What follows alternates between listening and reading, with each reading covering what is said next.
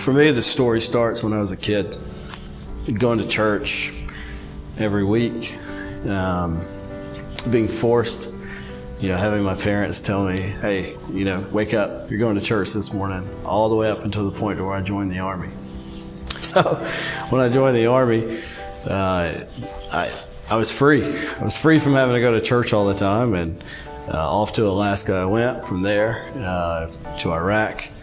So when I'm in Iraq, I realized that some of the church that I remembered started to matter a little bit more as I began to question life, question, what I'm doing here, why I'm at war, if I die, does it matter? And found myself in a pretty hairy situation. We ran out of food, ran out of water.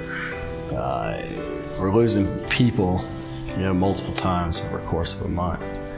Literally, we're airdropped water. And I remember asking God, get me out of here. I'll do whatever it is you want.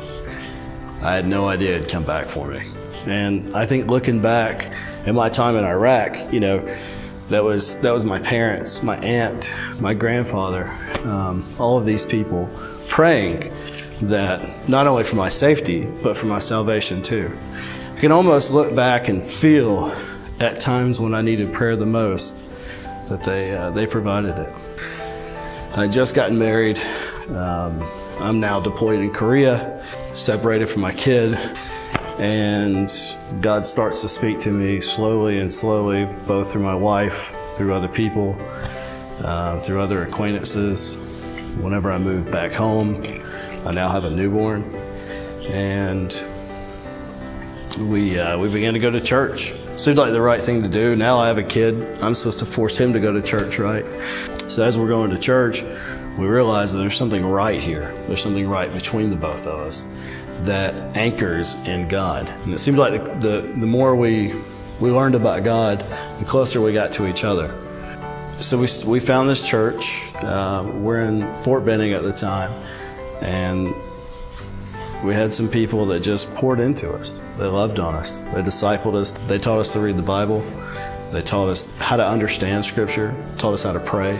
And this is when God started coming back, and He said, hey, you remember that time? You remember when you were in Iraq? Well, I'm coming back for the other side of that. You'd said, if I got you out of here, that you would do whatever I want.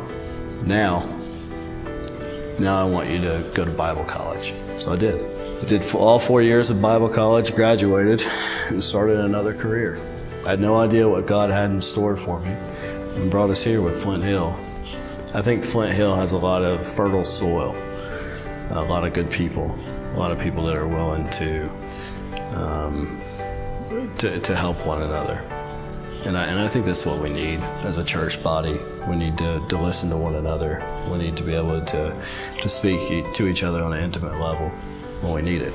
I think the things that God has shown me more than anything else is something about my insecurities. He's really showed me that my identity is in Him and for Him. And that has given me the release that I've needed to be able to trust Him in a deeper way.